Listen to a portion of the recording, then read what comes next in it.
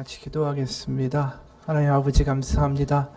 하나님의 말씀이 선포될 때에 전하는 자나 듣는 자나 하나님 앞에 엎드리게 하시고 하나님의 말씀을 깨달아 알아 그 말씀이 우리의 심령 가운데 뿌리 내리고 열매 맺고 이 세상의 풍파를 이기며 하나님의 말씀으로 승리하는 삶이 되게 도와주옵소서. 살아계신 우리 주 예수 그리스도의 이름 받들어 기도합니다. 아멘. 오늘은 내 마음대로 되지 않을 때라는 제목으로 같이 은혜 나누기 원합니다. 어느 날 이제 술에 취해서 아버지가 들어왔어요. 새 아들을 불러다 놓고 주머니에서 복권 한 장을 꺼냈습니다. 아버지가 기분이 좋아 복권 한 장을 샀어. 이 복권이 당첨되면은 그 당첨금을 너희들에게 나눠주겠다. 이 5억의 당첨금을 어떻게 사용할지 좋은 제안을 하는 사람에게 내가 제일 많이 주겠다. 이렇게 얘기를 했어요. 그러자 이제 그때 마침 사업 구상을 하고 있던 큰아들이 반색을 하면서 말했습니다. 아버지, 마침 저한테 좋은 사업 아이템이 있는데 그 당첨금 5억 원을 제 사업에 투자하시는 것은 어떻겠어요? 그러면서 큰아들이 자기가 구상한 사업을 아주 그냥 털어놓으면서 이야기하고 그랬습니다. 그때 결혼을 앞둔 둘째 아들이 눈치를 보면서 쭈삣쭈삣대면서 얘기를 하는 거예요. 아버지, 혼수로 신랑이 집을 해야 되는데 대출을 끼고 겨우 전세금 마련했어요. 집을 사주시면 제 인생의 출발이 행복할 텐데요. 이 소리를 들은 큰아들이 소리를 질렀습니다. 야, 나는 사골세로 출발했어. 사업에 투자를 해야 돈이 들어오지. 근데 이제 조용히 구석에서 듣고 있던 셋째 아들이 끼어들었습니다. 저는 많은 거 바라지 않습니다. 지난 대출 학자금 갚고요. 이번 학기 등록금만 내주셔도 저는 좋게요. 여유가 되면 해외로 어학연수 보내주시면 더 좋고요. 그러니까 처자들이 또 소리를 지릅니다. 야, 등록금하고 학자금이 뭐가 문제야? 돈을 벌면 해외 연수는 당연히 보내주지. 아버지, 이 아이템은 황금 알을 낳는 거입니다. 이 큰아들이 아주 막무가내식으로 밀고 들어오니까 둘째, 셋째가 기분이 나빠진 거예요. 아, 형 너무 이기적이다. 형은 사업적 자질이 없는 사람 아니냐. 그러면서 옥신각신 다툼이 일어나고 싸움이 일어나고 물끄러미 그 광경을 지켜보던 아버지가 들고 있던 복권을 조용히 찢어버렸습니다. 이 아버지 마음이 어떨까요? 아직 복권에 당첨된 것도 아니고 그냥 자식들하고 행복한 상상이나 한번 해보자고 한 짓인데 이 황당한 꼴만 당해버린 거예요. 여러분, 우리가 자식을 보면서도 자식이 내 마음대로 안 될 때가 많죠. 사업도 내 뜻과 내가 바라는 대로 다 되면 좋겠는데 그러지 않을 때가 참 많이 있어요. 일이 이렇게 되겠지 하고 바래도 엉뚱한 방향으로 가버릴 때도 많고 내가 자식한테 아니면 누군가에게 최선을 다해줬으니까 어떤 기대도 자연스럽게 할 텐데 그게 물거품이 돼버릴 때도 많이 있어요. 우리가 내 마음대로 내 기대대로 되면 좋겠는데 인생이 참 단순하지 않죠. 억울한 일을 당하기도 하고 갑자기 병에 걸리기도 하고 뭐 억울하게 누명을 쓰기도 하고 별의별 일이 다 일어나는 게 인생입니다. 그렇게 내 마음대로 뭔가 풀리지 않을 때 우리에게 나타나는 모습이 뭘까? 첫 번째 누군가를 원망하면서 복수를 결심하기도 하죠. 어떤 사람은 자포자기해가지고 땅이 꺼져라 한숨 쉬고 잠 못 이루고 낙담하기도 해요. 또 어떤 사람은 상황이 더 나빠지지 않을까 불안해하면서 덜덜 떨기도 합니다. 요즘이 더 그렇죠. 코로나 사태도 터지게 되고 일이 뜻대로 되지도 않고 사람들은 취업도 잘 안 되고 사업도 어렵고 회사도 그렇고 그래서 내 마음대로 안 될 때 우리에게 나타나는 증세는 요약하면 분노하고 우울해지는 거예요. 그러니까 억울하고 분해지는 거예요. 그냥 이유 없이 내 마음대로 내 뜻대로 세상이 안 흘러가 주니까. 요즘 인터넷에 보면 어떤 기사가 올라오면 댓글들이 막 달리잖아요. 그런데 거기에 악플들이 그렇게 많이 달려요. 험담을 하는 이야기들이 막 달려 있습니다. 왜 그럴까? 왜 그렇게 악플을 많이 다는 걸까? 누군가가 자신이 그렇게 악플을 달고 있는 걸 보면서 스스로에게 이런 일이 일어난 거에 대해 이렇게 얘기합니다. 요즘 사는데 힘들어서 악플을 많이 단다. 진짜 정말 객관적으로 내가 바라는 게 큰 것도 아니고 노력이 그렇게 필요한 것도 아니고, 그런데 안 이루어지면 이상한 일인데, 근데 지금 최근에 1, 2년간 안 이루어진 게 너무 많아서 짜증나고 지치고 우울하고 슬프다. 누가 잘못한 것 때문에 화나는 거면 그 상대방을 조지던가 연을 끊던가 할 텐데, 누구 잘못도 아니고 작고 큰 잘못이 야금야금 생기다가 보니까 어디 원망할 곳도 못 찾겠고, 그냥 삶 자체가 무기력해지고 감정 기복이 심해졌다.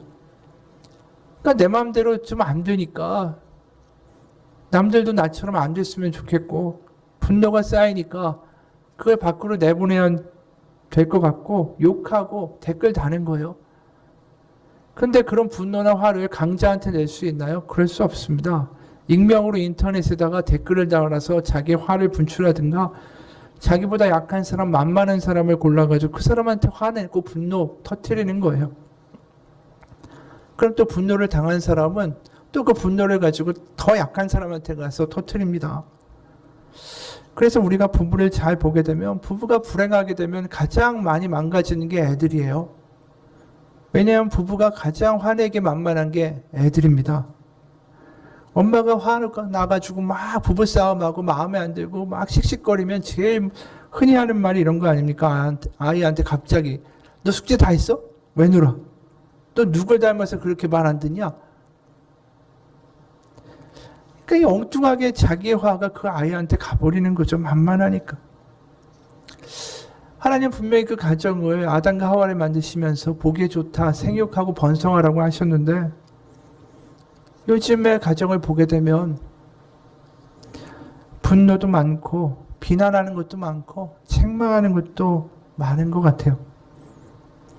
그 가정들이 그렇게 되는 이유가 뭘까? 가만히 보면 이유는 하나입니다. 내 마음 같지 않으니까. 애들도 내 맘 같지 않고, 남편도 내 맘 같지 않고, 아내도 내 맘 같지 않고, 직장도 내 맘 같지 않고, 사회도 내 맘 같지 않으니까 그 화가 나게 되고, 이 화를 마치 폭탄 돌리기 하듯이 서로 막 돌리면서 주고받는 거예요. 그런 세상의 모습, 가정의 모습, 우리의 모습이 있기도 하고, 또 한편으로는 아까 말한 대로 분노했으면 내 맘대로 되지 않으니까 우울해지는 일들이 벌어져요. 낙심하고요, 포기하고요. 나 원래 그런 사람이지. 나 원래 재수가 없지. 나 원래 운이 없어. 난 무능해. 그러면서 자학하기도 하고 점점 자기의 깊은 수렁으로 빠져들어갑니다.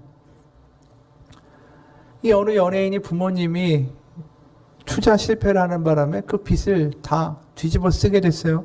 그랬더니 이런 글을 썼습니다. 마음의 병을 이겨내기 위해 당분간 휴식을 가지려고 한다. 꼭 이겨내고 돌아오겠다. 그런데 요즘 아무것도 아닌 일에 괜히 눈물이 난다. 게임할 때 조종할 수 있는 캐릭터 말고는 내 맘대로 되는 게 하나도 없다. 너무 속상하다. 내 맘대로 되는 게 없으니까 도피도 하고 도망도 가고 사람들하고 같이 있는 것 자체가 너무 싫어지는 거예요. 그러니까 방콕하게 되고, 얼마 전에 신문 기사를 봤는데 이 대한민국의 50대 남성들이 가장 좋아하는 TV 프로그램 중에 하나가 나는 자연이다 라는 프로그램이래요. 그 내용을 보게 되면 세상을 등지고 가서 산속에서 들어가서 생활하는 그런 인물을 찾아갑니다. 그래서 그 사람들하고 얘기도 하고 밥도 먹고, 그래서 그 사람들 살아가는 모습을 보여주는 프로그램이에요. 그 진행하는 사람이 개그맨인데, 그 사람이 그 자연인들한테 물어봤어요. 외롭지 않으세요? 왜 안 내려가세요? 그러면 많은 사람들의 대답이 다 비슷해요. 내려가면 또 사람들과 부딪혀야 되고 나는 그렇게 싫습니다. 왜 그럴까? 내려가면 사람들하고 부딪히면서 내 마음대로 안 되니까, 스트레스 받고 그렇게 살아가야 하니까. 이 나는 자연인이다 라는 프로그램에서 인생이 자기 뜻대로 되는데 산속에 살러 들어왔다는 사람은 단 한 사람도 없어요. 다 자기 뜻대로 안 되니까. 요새는 아이들도 마찬가지잖아요. 이런 글이 있습니다. 11살 숙민이의 인생은 순탄하지 않다. 공부를 왜 해야 하는지도 잘 모르겠는데 부모님 등살에 공부를 잘해야 된다. 케이크가 먹고 싶어도 부모님이 사주셔야 먹을 수 있고, 친구들한테 놀림받기 싫어서 억지로 큰 신발을 샀지만 발은 좀 채 자라지 않는다. 새로 사귄 친구가 애지중지 아끼는 책을 빌려줘서 독서 모임 때 읽어야 할 책은 구했는데 한순간에 책을 잃어버리고 친구 사이도 서먹해졌다. 게다가 부모님은 마른 하늘의 날벼락처럼 갑자기 승민이에게 곧 이사를 가야 한다고 하는데 마음대로 되는 일이 하나도 없는 승민이의 깜깜한 삶에 쨍하고 햇빛이 들 날이 올까? 이 아이들도 그렇다라는 거예요. 세상을 살면서 겪는 억울한 일들 많죠. 답답한 일들 많아요. 내 마음 같지 않은 일들이 너무나도 많습니다. 그러한 삶의 모습이 성경이라고 없는 게 아니에요. 오늘 본문을 보게 되면 과부가 등장하죠. 과부는 그 사회에서 억울한 일을 당하기에 가장 좋은 존재입니다. 그 사회에서 누구나 막대해도 뒤탈이 없는 존재. 그래서 이 만만한 과부에게 누군가가 굉장히 억울한 일을 저질러 버려요. 그러니까 이 과부가 재판장에게 가서 끝까지 호소합니다. 그런데 재판장이 이 몇 번 찾아오는 거 가지고는 흔들리지도 않습니다. 왜냐하면 자기한테 뇌물을 가져오는 것도 아니고 나중에 자기 출세에 무슨 도움이 될 수 있는 그런 인물도 아니잖아요. 과부 이야기를 안 들어줍니다. 그녀의 마음대로 되는 게 하나도 없어요. 근데 하도 와서 괴롭히니까 오늘 4절과 5절에 이렇게 이야기합니다. 그가 얼마 동안 듣지 아니하다가 후에 속으로 생각하되 내가 하나님을 두려워하지 않고 사람을 무시하나 이 과부가 나를 번거롭게 하니 내가 이 원한을 풀어주리라. 그렇지 않으면 늘 와서 나를 괴롭게 하리라 하였느니라. 그러면서 이 비유의 맨 앞부분에 뭐라고 기록되어 있냐면 예수께서 그들에게 항상 기도하고 낙심하지 말아야 할 것을 비유로 말씀하여. 그러니까 이 비유를 이야기하신 이유가 이 낙심과 기도라는 두 가지의 문제 때문에 이 비유를 이야기하셨다라고 돼 있어요. 이 낙심이라는 말이 뭐냐면 헬라어로 에카케오라는 단어예요. 이 에크라는 접속사하고 카코스라는 단어가 합쳐졌어요. 카코스는 무슨 뜻이냐면 안으로부터 썩어 들어간다 라는 뜻이에요. 그러니까 이 과부처럼 자기의 삶이 자기 뜻대로 안 되고 내 마음대로 되지 않을 때 이 낙담이 일어난다는 거죠. 그 낙담이 뭐냐 하면 분노하고 낙담하고 그러면서 속이 썩어가는 거예요. 썩어가는 거. 그러면서 순간순간 분노가 나기도 하고 아니면 포기하기도 하고 그냥 자기를 내버리는 거죠. 안에서부터 무너져 내려버리는 거. 이게 이제 낙담이라는 단어입니다. 그러니까 예수님이 이야기를 하신 이유 자체가 기도의 중요성도 이야기하지만 우리의 삶 가운데 낙담의 상황이 있다는 것을 알기 때문에 이야기하시는 거예요. 결국 뭐냐면 낙담이라는 건 내 마음대로 되지 않아서 내 마음 가운데 일어나는 썩어가는 거예요. 그렇기 때문에 그냥 단순히 오늘 기도를 열심히 하라고 이 비유를 들어주셨다. 그럼 이 비유가 가지고 있는 무게에 대해서 깨닫지 못하는 겁니다. 그냥 기도를 열심히 하는 게 중요한 내용이었으면 기도 열심히 해라. 하나님이 들어주신다. 그렇게 이야기하면 되지 굳이 재판장에다가 과부까지 등장인물을 가지고 이야기를 하실 필요가 없다라는 거예요. 그러니까 중요한 건 기도에만 포커스가 맺혀져 있는 게 아니라 우리가 낙담할 수 있는 존재라는 거예요. 그래서 첫 번째로 우리가 볼 수 있는 가장 중요한 문제가 뭐냐면 이 세상 가운데 가장 억울하고 세상 가운데 자기 뜻대로 되지 않을 그래서 낙담하기 가장 좋은 존재로 투표를 하면 1위가 누구냐면 이 과부예요. 과부. 그야말로 마음에 한이 맺혀 있는 사람이죠. 분노가 있을 수 있고 억울함이 있을 수 있고 내 인생 왜 이래 이럴 수 있고 우울해질 수 있는 사람이 바로 이 과부라는 거예요. 그렇기 때문에 이 과부가 오늘 선택돼서 이 이야기에 등장하고 있습니다. 근데 이 과부가 일반적으로 우리가 생각할 때 아까 말했잖아요. 내 마음대로 되지 않을 때 나타나는 두 가지의 증세가 원망, 분노, 그 다음에 우울이라고 그랬어요. 그냥 포기하고 시리에 빠져서 살지 않아요. 분노하고 이 원수를 갚아야겠다. 그 상대방 찾아가가지고 저주하고 해칠 생각하지 않습니다. 그렇다고 그냥 우울해져가지고 맨날 술 퍼먹고 퍼져 있는 그런 것도 아니에요. 그녀가 한 선택은 그 두 가지 선택이 아니라 다른 선택이었어요. 재판장을 찾아간다. 제3의 선택을 한 거예요. 근데 이게 보편적인 일일까? 아니에요. 지금도 수많은 사람들이 억울한 일을 당하죠. 현대사회에도.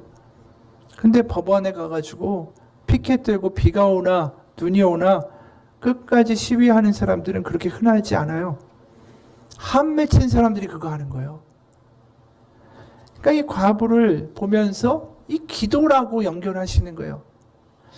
그러니까 분노나 원망이나 우울에 빠지는 게 아니라 그 한을 들고 어디로 가라고요? 재판장에 가라는 거예요. 그게 뭐라고요? 기도라는 거예요. 그러니까 우리가 낙담할 수 있고 분노할 수 있고 원망할 수 있고 짜증날 수 있고 막 삶에서 내 마음대로 안 될 때, 그럴 때 우리가 할 수 있는 게 뭐다? 기도인데 그 기도는 재판장에게 가져가는 그 방식으로 하는 것이다. 내 안에 쌓인 한을 갖다가 외치고 원통하다고 절규하는 게 기도라는 거예요. 그냥 기도해야지 몇 분 앉아가지고 기도 제목 이렇게 나열하는 게 아니라 내가 요새 짜증이 나고 내 마음대로 되지 않아 분하고 우울하면 그 모든 한을 가지고 가서 그대로 쏟아내는 게 기도라는 거죠. 그래서 그 절규를, 원통함을, 그 한을 하나님 앞에서 표출하라라는 겁니다. 근데 이 하나님이 앞에 이제 우리가 표출하라고 이야기할 때 우리가 이 비유 가운데 재판장이라는 단어가 나오는 것을 좀 주목해 볼 필요가 있어요. 8절에 보면 오늘 비유에 내가 너에게 이르노니 속히 그 원한을 풀어 주시리라. 그러나 인재가 올 때 세상에서 믿음을 보겠느냐 하시니라 라고 했어요. 이 믿음은 도대체 무슨 믿음일까? 웬 갑자기 기도는 이런 거야. 너희가 밤낮으로 그렇게 부르짖으면 택하신 이를 어찌 하나님이 돌보시지 않겠니? 그러면서 인자가 올 때 믿음을 보시지 않겠느냐라고 이야기할 때 이 믿음은 복잡한 게 아니에요. 하나님이 나의 선한 재판장이시다라는 믿음이에요. 그렇기 때문에 이 본문이 과부와 재판장의 대결로 되어 있는 거예요. 우리가 억울하고 우울하고 분노가 나고 내 맘 같지 않을 때 우리에게 필요한 한 가지의 믿음은 뭐냐면 하나님이 재판장이시고 내가 거기에 가서 나의 한을 다 풀어놓겠다. 그 믿음이 우리를 살릴 수 있다라는 거예요. 엉뚱한 곳에 헤매거나 분풀이하거나 술을 먹거나 그 한을 가지고 사람들에게 푸는 게 아니라 하나님 앞에 바로 나아가라. 그 믿음 하나면 된다라는 거예요. 우리가 만약에 그게 실제로 믿어지면 우리가 억울한 일 당했을 때 살아있는 재판장에서 그 사람이 권한이 있다면 그 사람 앞에 가서 매일 호소할 거 아니에요. 똑같이 우리가 그런 것을 하나님으로 믿는다면 우리가 매일 아침에 와서 새벽에 와서 하나님한테 왜 기도하지 않겠어요? 억울합니다. 하나님 내 삶이 왜 이렇게 됐습니까? 하나님 왜 내가 이렇게만 망가지고 있습니까? 내 삶이 이렇게 우울합니다. 내 안에 이렇게 쌓여가는 한은 어떻게 할 겁니까 하나님? 예배당에 와서 기도하라는 거예요. 예수님이 오늘 말씀하시는 비유의 근본적인 이유는 뭐냐면 네가 억울할 수 있고 네 마음대로 안 될 수 있고 네 뜻대로 안 돼서 네가 분노하고 화내고 망가지는 그러한 삶의 모습이 있을 수 있다는 거예요. 그런데 그럴 때 너에게 그곳에 빠져있는 선택이 아니라 하나님이 재판장이시다라고 나아갈 수 있는 그 믿음, 그 선택이 필요하다. 그게 기도다. 이런 얘기를 하시는 거예요. 오늘 구약을 보게 되면 우리가 과부와 고아에 대한 말씀이 너무 많이 나온다라고 이야기를 했어요. 하나님이 항상 과부를 돌보시기 원하시죠.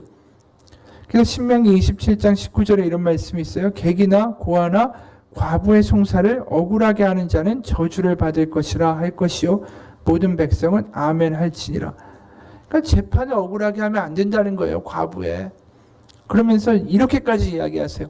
시편 68편에 보면 5절에 그의 거룩한 처소에 계신 하나님은 고아의 아버지시며 과부의 재판장이시라. 바로 오늘 예수님의 비유는 이 시편의 68편에 나와 있는 말씀을 그대로 확대한 거예요. 결국 하나님이 재판장이시다. 그 믿음이 기도의 능력이 되고 힘이 된다는 거예요. 그냥 내가 기도해야지. 오늘 내가 필요한 게 있으니까 구해야지가 아니라 하나님이 재판장이시다. 그게 내가 믿어지면 나의 기도가 달라져요. 7절에 이런 말씀하죠. 하물며 하나님께서 그 밤낮 부르짖는 택하신 자들의 원한을 풀어주시지 아니하시겠느냐? 기도가 뭐라고요? 원한, 나의 한을 가지고 나가는 거예요. 내 마음대로 내 뜻대로 되지 않고, 그래서 무너져버린 내 가정과 내 일터와 내 마음, 그 한을 가지고 나가는 게 기도고, 하나님이 재판장이시기 때문에 내가 밤낮 그 앞에서 부르짖을 수 있다는 거죠. 여기 뭐라고 합니까? 택하신 자들을 하나님이 원한을 풀어주시지 않겠느냐? 우리가 택하신 받은 자들이 아니냐 이거죠. 우리가 과부처럼 나갈 수 없겠느냐 이겁니다. 과부의 기도 들으시는 것처럼 택하신 자의 기도 들으신다라는 거예요. 하나님 재판장이십니다. 나의 억울함을 다 털어놓고 이야기하겠습니다. 하나님이 재판장이시다라는 이 믿음을 가장 강력하게 보여주는 사람이 성경에 누구냐 하면 다윗이에요. 다윗. 그 사람이 골리앗을 죽이죠. 엄청난 승리와 영웅적인 모습을 보여줍니다. 백성들이 환호해요. 사울은 천천히요, 다윗은 만만이라. 사울 왕은 1000명밖에 죽이지 못할 때 다윗은 10,000명이나 되는 대적을 죽일 수 있는 능력자다. 그런 이야기를 들을 때 다윗의 마음이 어떻겠어요? 아, 나 이제 앞으로의 길이 열렸구나. 그런데 전혀 그렇지가 않아요. 사울 왕이 다윗을 시기하기 시작합니다. 그를 죽이려고 해요. 그때부터 그는 사울 왕을 피해서 잘못한 것 하나도 없이 억울하게 도망쳐야만 하는 10년이 넘는 세월이 이어져요. 다윗이 시편 57편 6절에서 이런 이야기를 해요. 그들이 내 걸음을 막으려고 그물을 준비하였으니 내 영혼이 억울하도다. 정말 그랬을 거예요. 그의 20대의 인생은 억울한 일 투성이었어요. 내 마음대로 내 뜻대로 전혀 안 되는 일생의 투성이었다라는 거죠. 누명 썼죠. 사람들에게 배신당하죠. 고통당하는 삶의 연속이었어요. 근데 그가 시편을, 다른 시편들을 보게 되면 그가 가장 많이 하나님을 묘사할 때 쓰는 단어가 있어요. 그게 뭐냐 하면 하나님은 재판장이시다라는 거예요. 그분이 다 보고 계시고 그분이 선하게 판결하시리라. 그래서 시편 7편을 보게 되면 이 재판장이시다라는 이 믿음이 어떻게 드러나는지 우리가 볼 수가 있습니다. 시편 7편의 초반부를 보게 되면 그가 이제 위기에 처해요. 사방에 모함이 들어옵니다. 마치 자기를 사자처럼 물어뜯어요. 그러니까 그가 어떻게 하냐면 하나님께서 재판장에 오르셔서 공정한 재판을 해달라라고 간청하기 시작해요. 그래서 시작부터 자기 억울함과 자기 변호를 재판정에서 하듯이 떠들기 시작합니다. 3절 4절 여호와 내 하나님이여 내가 이런 일을 행하였거나 내 손에 죄악이 있거나 화친한 자를 악으로 갚았거나 내 대적에게서 까닭없이 빼앗았거든. 이 다윗이 하는 이 이야기는 내가 했다는 게 아니라 그 사람들이 그렇게 나한테 누명을 씌운다라는 거예요. 지금 다윗이. 그게 만약에 사실이라면 하나님 저한테 이렇게 하셔도 좋습니다. 그게 5절이에요. 원수가 나의 영혼을 쫓아 잡아 내 생명을 땅에 짓밟게 하고 내 영광을 먼지 속에 살게 하소서. 이게 뭐냐면 하나님 재판장이신데 하나님한테 탄원장을 넣고 고소를 넣는 거예요 지금. 그러면서 그 시편에서 그 다음에 어떻게 묘사가 되냐면 하나님이 재판정에 들어오세요. 6절 7절을 세 번역으로 제가 읽겠습니다. 주님 일어나셔서 진노하시고 내 대적들의 오만을 꺾어 주십시오. 하나님 깨어나셔서 판결을 내려주십시오. 재판장이시라는 거죠. 7절에 민족들을 주님 앞으로 모시고 그 높은 법정으로 돌아오십시오. 그가 기도를 하는데 내 기도를 들으시겠지라는 막연한 기대나 이런 거 가지고 하는 게 아니에요. 그가 하는 기도를 보면 하나님이 재판정에 들어오시고 그 재판장으로 계시고 그 재판의 모든 모습을 상상하면서 기도하고 있어요. 한마디로 하나님이 나의 선한 재판장이시다라는 그 믿음이 아주 살아서 그 마음 가운데 믿어지고 펄펄 뛰는 겁니다. 자기가 가지고 있는 모든 한을 가지고 하나님 재판장 앞에 모든 걸 탄원하고 기소해요. 8절에 보면 주께서는 민족들을 재판하시는 분이시니 내 의와 내 성실함을 따라 나를 판단해 주십시오. 온갖 민족들이 둘러앉고 둘러싸고 다 앉아있어요. 자기도 서 있어요. 그 법정 안에. 그 가운데 가장 높은 자리에 그 자리로 들어오셔서 하나님 판단해 주십시오. 모든 민족들이 둘러싼 그 법정 한가운데에 들어오셔서 재판해 달라고 기도하고 부르짖어요. 이게 기도라는 거예요. 그냥 하나님 오늘 잘 먹고 잘 지내게 해주세요. 그게 아니라 기도가 얼마나 한이 소리했어요. 그러면서 11절에 이렇게 이야기합니다. 하나님은 의로운 재판장이시며 매일 분노하시는 하나님이시로다. 이게 뭡니까? 그분이 재판하시고 그분이 심판하실 것이다. 그분이 나의 억울함을 풀어주시고 그분이 나에게 분명한 승리를 주시리라. 이게 기도예요. 여러분, 다윗에게는 기도가 막연한 게 아닙니다. 우리도 마찬가지예요. 우리도 내 마음대로 안 될 때가 얼마나 많아요. 그런데 그게 습관이 되고 어느 순간 그냥 밋밋해지고 그냥 그러려니 사라지고 분노 나도 그냥 남한테 풀기 일쑤고 스스로 우울해져도 그런가 보다 하고 살아가는 삶이 아니라 나의 한을 가지고 재판장 앞에 나아가야죠. 그게 믿음이고 그게 기도예요. 우리가 재판장 정말로 있다면, 나의 억울한 일을 당했다면 정말 모든 일을 다해서 준비할 거예요. 나의 억울함을 어떻게 이야기하지 않겠어요? 훌륭한 변호사 살려고 할 거고 눈물을 흘리면서 이야기하겠죠. 억울합니다. 도와주십시오. 우리가 낙담하고 분노가 되고 내 마음대로 되지 않고 삶이 그럴 때 우리에게 필요한 건 단 하나의 믿음입니다. 하나님은 선한 재판장이시다. 바로 우리가 해야 될 일은 그분 앞에 우리의 한을 가지고 나아가는 것. 나머지는 하나님이 알아서 하시는 거죠. 그거 하나예요. 나의 한을 가지고 그냥 쏟아내는 거. 아버지 앞에 나아가는 거. 하물며 하나님께서 그 밤낮 부르짖는 택하신 자들의 원한을 풀어주시지 아니하시겠느냐. 그들에게 오래 참으시겠느냐. 인간인 재판장도, 악한 인간인 그 재판장도 찾아가서 그렇게 귀찮게 보니까 응답하는데, 하물며 하나님 우리의 선한 재판장이신 그분이 어찌 우리의 한을 들어주시지 않겠느냐. 그분이 나에게 오래 참으시겠느냐.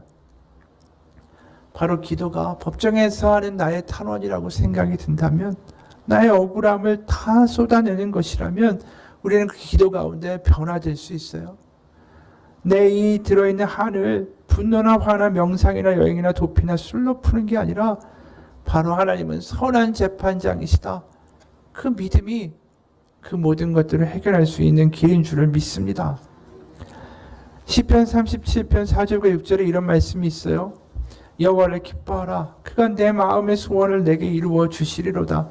내 길을 여호와께 맡기라. 그를 의지하면 그가 이루시고 내 의를 빛같이 나타내시며 내 공의를 정오의 빛같이 하시리로다. 다윗이 이런 이야기를 하는 건 하나님의 재판장에 나가서 그렇게 울며 기도했더니 하나님이 자기의 기도를 들으시는 하나님이신 걸 늘 경험하기 때문에 그래요. 다윗이 쓴 이 시편은 기도죠. 기도는 싸움이에요. 재판으로 나가는 싸움이고 하나님의 재판장이시라는 굳건한 믿음이고 그것을 상상하면서 그리는 그런 그림이고, 그러면서 그것 때문에 밤낮 세워서 밤새워서 기도할 수 있게 되는 그러한 능력입니다. 그런 믿음이 있을 때 내가 계속해서 기도하게 되고 밤을 새우게 될 수 있는 거예요. 성경의 시편이 다른 게 아닙니다. 억울한 일을 많이 당해요. 시편의 기자는, 다윗은. 세상에 악도 있어요. 억울한 일도 당해요. 그런 일들을 당하고 마음대로 되지 않을 때, 무너질 때 하나님한테 소리 지르는 거고, 하나님 나의 재판장이시여 나에게 귀를 기울이소서. 그게 시편이에요. 다른 게 아니라. 고상하지 않아요, 시편은. 근데 믿는 사람들이 빠지는 함정들이 있어요.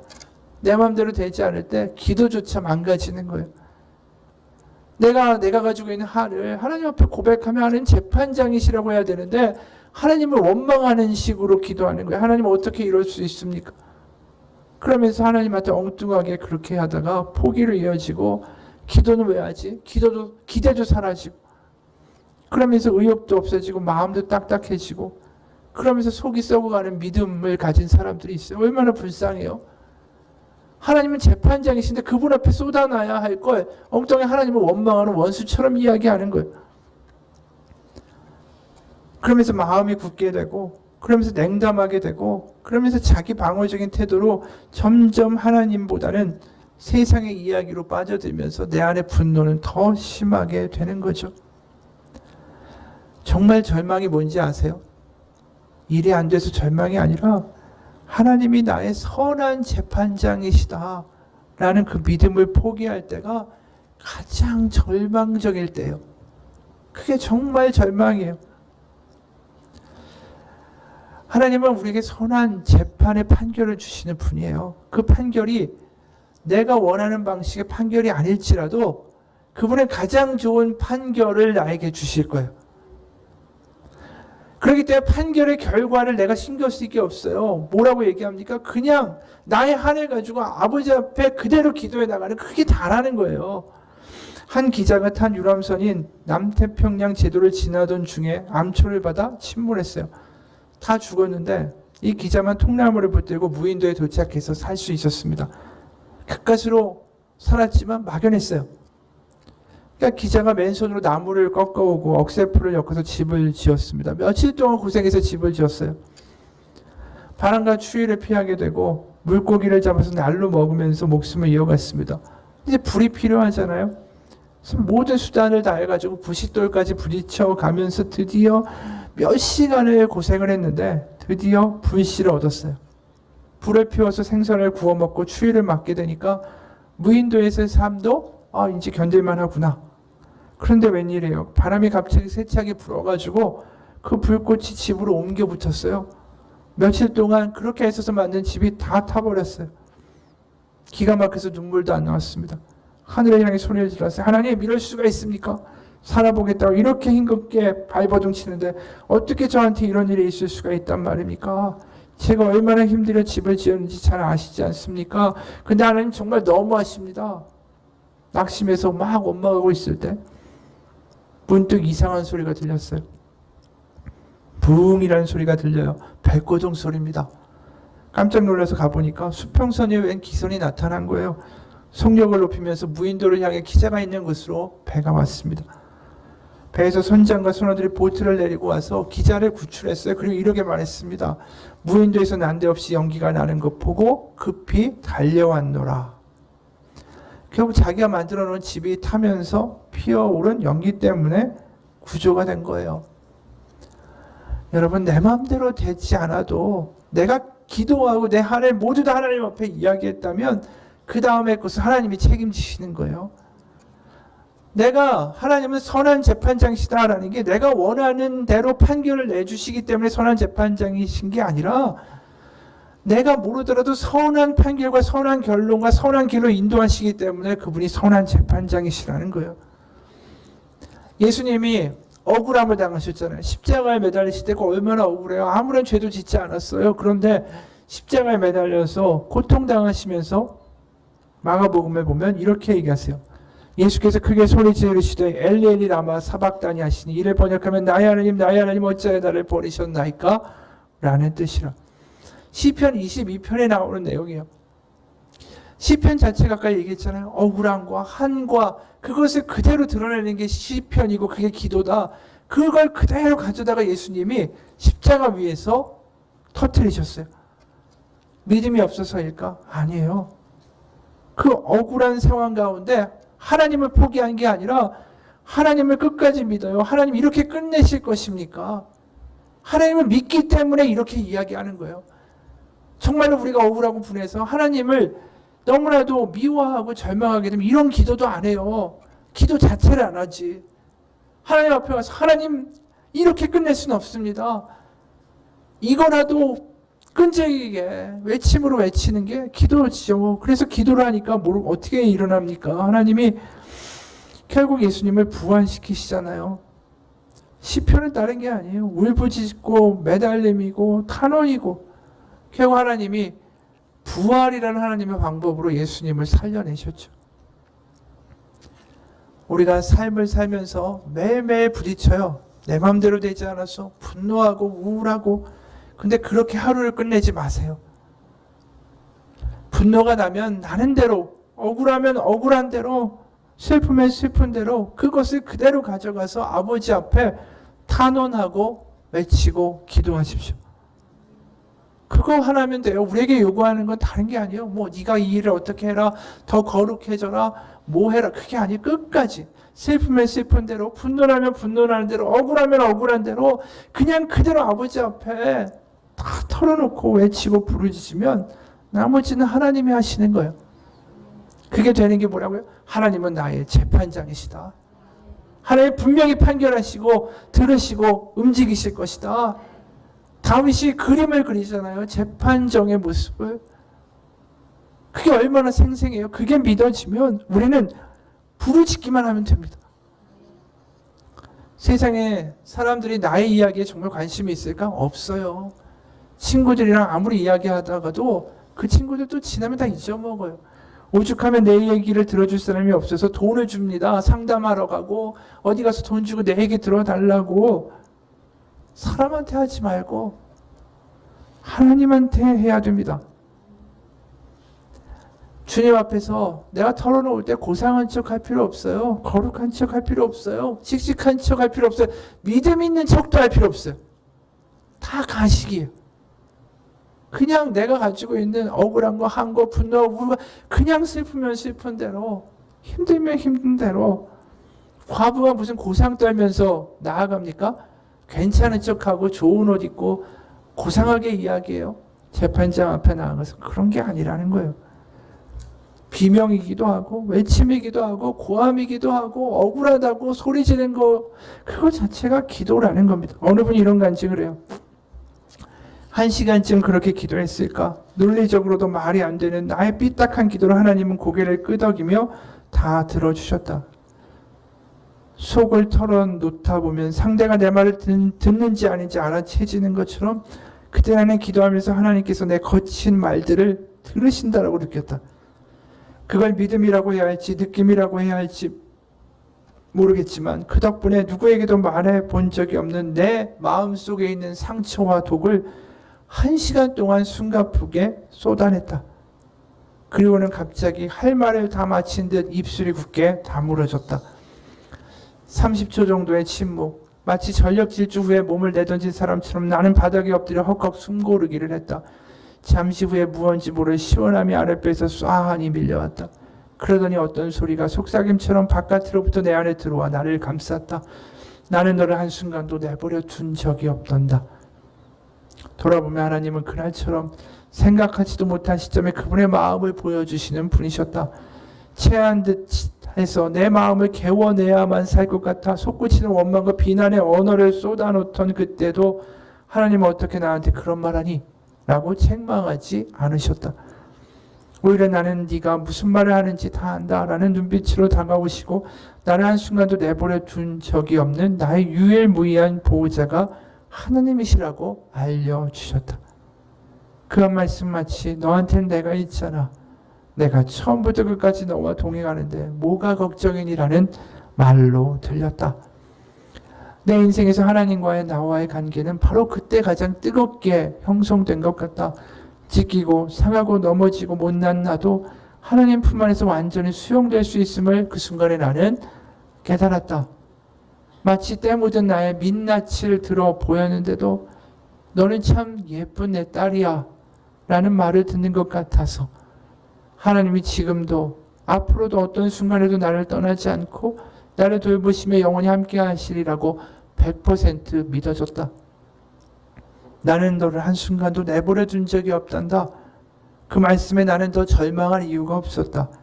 살 수 있을 거라고 믿어졌다. 그날 저녁 식구들과 둘러앉은 저녁 식탁에서 간만에 밥 한 그릇을 비웠다. 그리고 서랍에 있던 수면제와 항우울제를 쓰레기통에 버렸다. 앞으로 내가 살려고 하면 하나님과 함께 살아갈 의지만 내기만 하면 이약 없이도 살아갈 수 있을 거라는 확신이 들어서였다. 실제로 그날 나는 약을 먹지 않고도 잠을 잘 잤고 그 후 다시는 항우울제를 복용하지 않아도 되었다. 가족 모두가 망가지고 뜻대로 되지 않던 그 계절, 하나님께서 피폐해진 내 마음을 풀어주셨다. 그리고 그분의 마음을 보여주시며 우리의 관계를 새롭게 하셨다. 나를 다 아시고 나의 상황을 다 아시는 하나님, 그분이 함께 계시면 나는 두려워할 이유가 없다. 이분의 기도가 뭐죠? 고상하지 않아요. 세상에서 보면 무슨 기도를 그렇게 해? 그럴 수 있어요. 하지만 오늘 하나님, 바로 예수님이 뭐라고 이야기하세요? 과부의 말이 기도래요. 우리가 가지고 있는 내 마음대로 되지 않아서 쌓이는 모든 억울함과 분노와 눈물과 우열과 한을 다 하나님 앞에 가지고 가면 됩니다. 그분이 재판장이시고요. 그분이 우리의 아버지세요. 그분이 들어주십니다. 믿음은 그냥 막연한 기대나 긍정주의가 아니에요. 바로 그렇기 때문에 한 맺힌 싸움이고요. 한 맺힌 기도고요. 울음이기도 하고 외침이기도 하고요. 탄식이기도 하고 부르짖음도 됩니다. 하나님 앞에 그대로 나아가 단 하나의 믿음만 있으면 돼요. 하나님은 재판장이시다. 나에게 선한 결과를 주실 재판장이시다. 그것을 믿고 끝까지 기도하며 탄원하며 나아가는 신앙의 생활 되시기를 주님의 이름으로 축원합니다. 기도하겠습니다. 하나님 아버지, 믿음은 고상한 것이 아닙니다. 거룩하기만 한 것도 아닙니다. 그냥 다 쏟아붓는 것입니다. 그분이 나의 재판장이시기 때문에, 그분이 살아계셔서 나의 모든 것을 들으시기 때문에 그 믿음 하나만 가지고 그 다음은 하나님이 책임지실 것이기 때문에 그대로 다 쏟아낼 수 있는 것, 그것이 기도입니다. 그냥 근사한 척하며 몇 가지의 제목을 가지고 이걸 해결해달라고 그냥 나아가서 마치 마법의 지니처럼, 유술램프의 지니처럼 나의 원하는 것들을 나열하는 그런 기도가 아니라 나의 마음을 가지고 가서 나의 상한 마음을 그대로 아버지 앞에 털어놓는 믿음의 기도가 회복되게 도와주옵소서.